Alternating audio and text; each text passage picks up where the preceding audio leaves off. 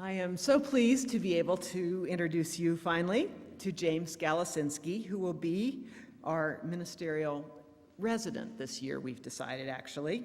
We're calling him a ministerial resident because he has done an internship already as a part of his work at Meadville Lombard Theological School, which he finished and will have an MDiv degree awarded to him in the spring.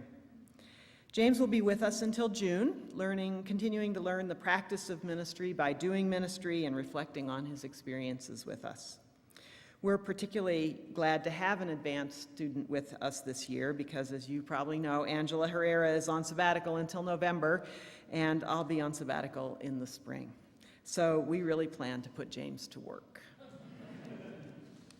James is interested in youth work, and he will begin the year by being our youth coordinator and help us transition to a permanent replacement for Libby McDonald, who left us for the Peace Corps last week. He's interested in social justice and in the mysteries of managing a large congregation. His next month or so is going to be focused on learning enough about us that we can together figure out how to best match what needs to be done around here with the things that he would like to learn and experience. And I know you will welcome him.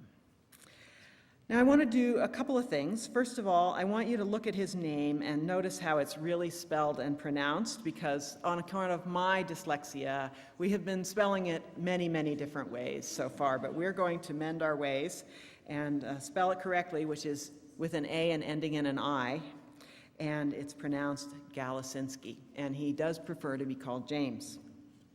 Secondly, I want you to know, and over the year get to know his wife, Ulrika, who is with him here this year, and by the way, is looking for a job in the biochemistry field. If anybody has any tips about that, I will be glad to point you out to her. James and Ulrika are pleased to be spending this year in our beautiful state, and we're so glad to have them with us.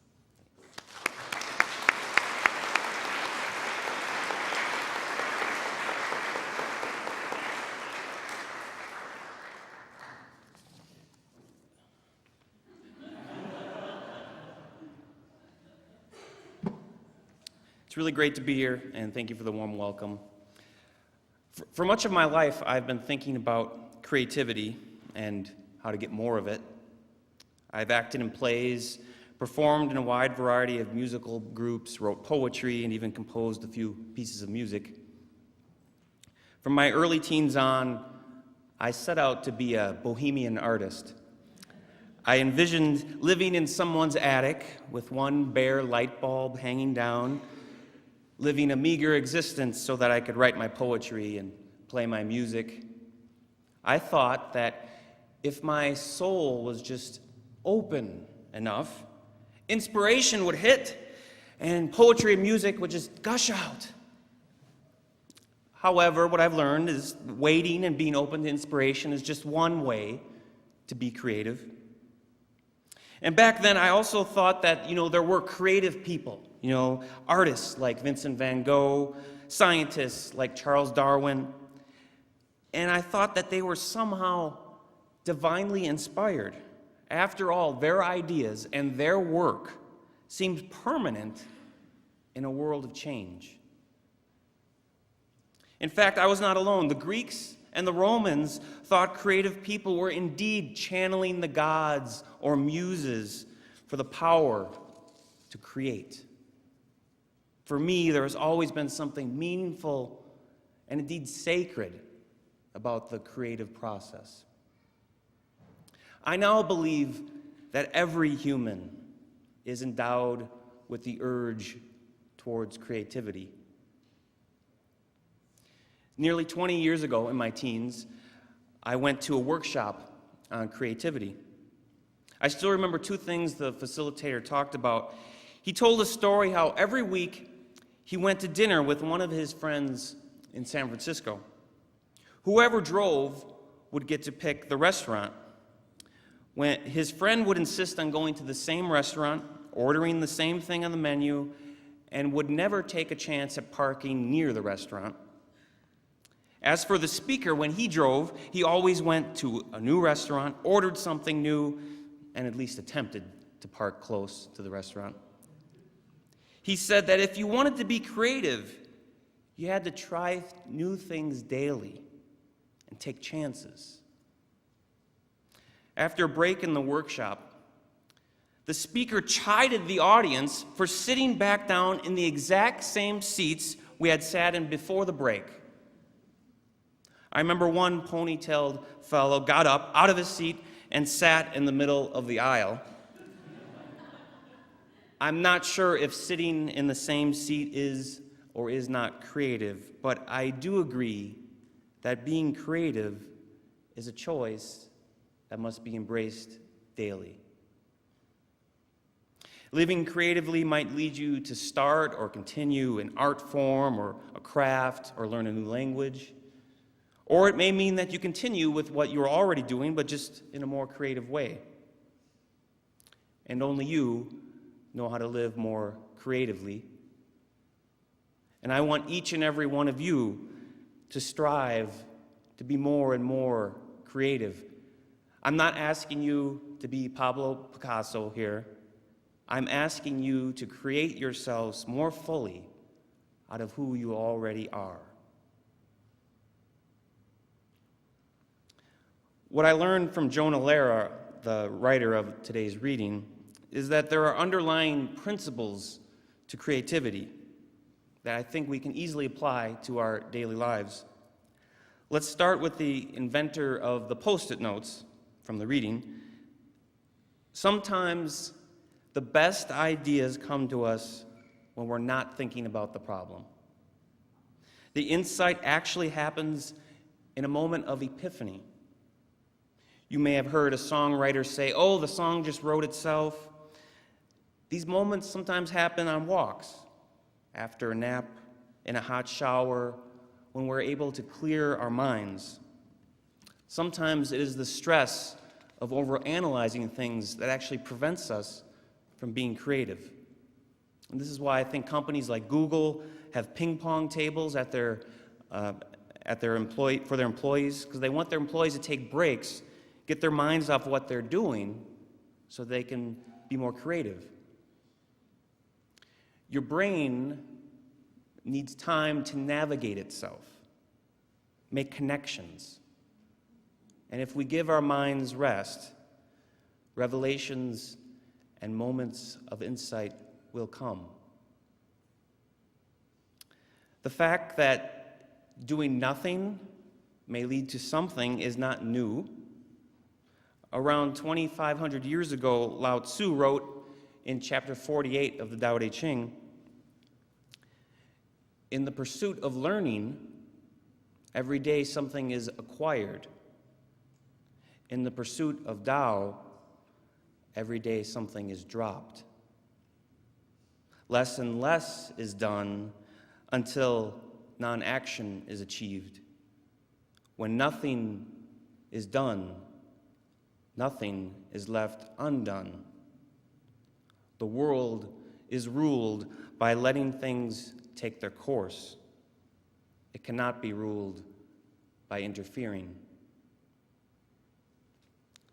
Here you see the ancient wisdom of dropping things, I think, to let epiphanies happen. Jonah Lehrer also tells a story about another key to creativity, the ability to attack problems as a beginner, to let go of all preconceptions and fear of failure. The composer, Bruce Adolphe, first met Yo-Yo Ma, the world-renowned cellist, at the Juilliard School of Music in New York City in 1970. Yo-Yo Ma was just 15 years old at the time, though he was a child prodigy and he had already played in front of JFK at the White House. Mr. Adolphe had just written his first piece for cello. "Unfortunately, I had no idea what I was doing," Mr. Adolphe remembers. "I had never written for the instrument before." Mr. Adolphe had shown a draft of his composition to a Juilliard instructor who informed him that the piece featured a chord impossible to play on the cello. Before Mr. Adolphe could correct the music, however, Yo-Yo Ma decided to rehearse the composition in his practice room. Yo-Yo played through my piece, sight reading the whole thing, Mr. Adolph says. And when that impossible chord came, he found a way to play it. Mr. Adolph told Mr. Ma what the professor had said and asked how he had managed to play an impossible chord. They went through the piece again, and when Mr. Ma came to that impossible chord, Mr. Adolph yelled, "Stop!" They looked at Mr. Ma's left hand. It was contorted on the fingerboard in a position nearly impossible to hold. "You're right," said Yo-Yo Ma. "You really can't play that." Yet somehow, he did. Sometimes it takes having a beginner's attitude, not assuming what the experts say is indeed correct. Yo-Yo Ma had not learned the word cannot. To this day, he aims to think young and to not worry about his performances. Jonah Lehrer also speaks of feelings of knowing. You ever meet someone or re-meet someone and you can't quite remember their name, but you know if you just work on it a little bit, it'll come back? That's kind of what this feeling of knowing is. Sometimes you know that if you just work a little bit harder, you'll make a breakthrough. And this is exactly what happened to Milton Glaser, a graphic designer who created something 35 years ago that has not gone out of style and is constantly imitated. He did not come up with it in an epiphany or with a beginner's attitude. He came up with it by utilizing good old-fashioned hard work. He was given the task to come up with a graphic for the phrase, "I love New York." Initially, his design was simply "I love New York" in cursive, and it got approved. But it did not feel right to him. He kept experimenting with different ways, and eventually, he got his breakthrough in a taxi cab stuck in New York traffic, pulled out a piece of paper and kept drawing different designs, and through hard work, he came up with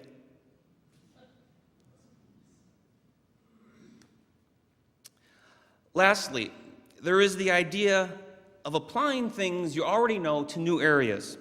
And I think the case in point here is Steve Jobs and Apple. They did not invent the MP3 player or the smartphone. They simply designed it better. Apple deliberately tries to get different types of people from different areas of expertise working together.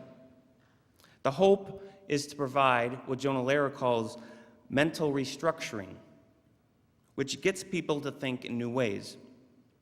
Normally, someone has a structured way of thinking about his or her area of expertise, but by pulling in an expert from a different field, you may actually ask a question in a new way and completely restructure the issue.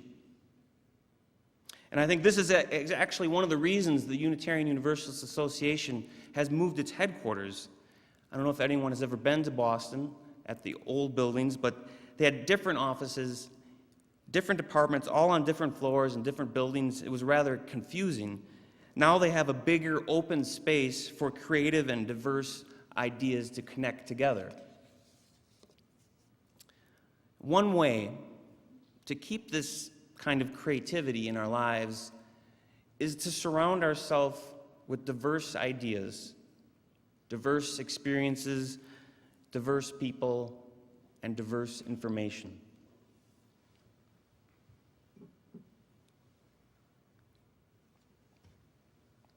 For me, I try to keep up relationships with people that are out of my UU bubble, more conservative people. That actually keeps me a creative edge to myself, I think. So, 4 principles of creativity that I highlighted. Number 1, hard work, where you know the answer if you just work a little more, like the creator of the I Heart New York logo. Number 2, the beginner's attitude, not knowing the meaning of the word cannot, as exemplified by Yo-Yo Ma. Number 3, simply letting our minds make creative connections by doing nothing, leaving your task behind, taking a walk, a hot shower, or in the case of the inventor of the Post-it notes, enduring a tedious sermon. And number 4, finally, surround yourself with diverse people and ideas like Apple does, with its different departments working together so our minds can restructure and make new connections that we would never have done on our own. The remarkable thing I think about these 4 principles of creativity is that our intuition can guide us as which to use at which time. If we listen to ourselves, we will know when to take a break on a project or when to push a little harder. We intuitively know that it's good to surround yourselves with diverse people and diverse ideas. We can intuit when to have a beginner's attitude and when it is good to have an expert's attitude. Though Jonah Lehrer might help explain some of the principles of creativity, there is still this mysterious experience that we are communing with the gods and urged to move into more. The fact that we are making connections in our mind and feeling the expansive potential of becoming illustrates that human nature is embedded with creativity, which is, quite frankly, no less mysteriously divine than communing with the gods. Creativity is not just for the greats or certain personality types. Our human nature is bound together with creativity. So to live more creatively on a daily basis, maybe the workshop presenter was right. It is good to try new restaurants. It's good to sit in new seats. It restructures our brains and causes our minds to become more plastic and younger. However, sometimes being creative is bringing back older practices, like making a present for someone instead of buying one at a store, writing a real postcard instead of an email, going to the library instead of watching your favorite sitcom, instead of buying a frozen pizza, make one from scratch. Oftentimes, the creative choice is not the easy one. It is the one we resist. The creative choice sometimes goes against the cultural grain. So that's why I think it takes courage to create. It takes digging inside of your mind and trusting your intuition. It takes courage to pull yourself out of mental ruts. It takes courage in the face of sickness, pain, and loss to create ourselves. Our nature pushes us forward into something else, a connection made between who we are now and who we will be in the future. While Unitarian Universalism will never be the biggest religious movement in the U.S., perhaps we can be the most creative. And I am looking forward to being that with all of you in the coming 9 months. So today, in the spirit of creativity, after this service, introduce yourself to someone new. Next Sunday, sit in a new seat. It just may restructure your mind. So in closing, I would like to just share with you, I think the essence of creativity is much like going on a daily walk. You look forward to that walk. It calms you, it is meditative, and part of the reason for that serenity is the order and familiarity of that route. It was very creative to come up with that route because you like looking at the tree with the beehive and walking next to the school where the children are playing. But on one walk, You see sunlight reflecting off a church steeple in a peculiar yet beautiful way that you have never seen before. You are pulled by a force which seems to be outside of you. You start to walk down that new, unfamiliar, uncertain road to get a better view. Or you could turn back and go the way you've always gone. There is a choice. Have the courage to live out the creative choice and the creative life.